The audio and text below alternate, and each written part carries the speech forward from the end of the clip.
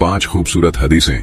हदीस नंबर 1, तुम में सबसे बेहतर शख्स वो है जो न किसी दूसरे को तकलीफ दे और न दूसरे की तकलीफ का जरिया और सबब बने।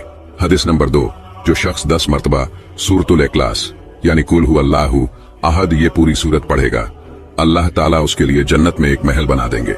हदीस नंबर 3, जो शख्स हर फर्ज नमाज के बाद एक मरतबा आयतल कुर्सी पढ़ने का मामूल बनाएगा, उसके और जन्नत के दरमियान सिर्फ मौत ही फर्क होगी, यानी अल्लाह ताला उसको जन्नत अता फरमाएंगे। हदीस नंबर 4, जो शख्स घर से निकलने के वक्त ये दुआ पढ़ेगा, बिस्मिल्लाहि तवक्कलतु अलल्लाहि ला हवला वला कुव्वता इल्ला बिल्लाह, तो अल्लाह ताला शैतान के शर से उसकी हिफाजत फरमाते हैं और जिस काम के लिए वो निकला है अल्लाह ताला उसमें आसानी पैदा फरमा देता है।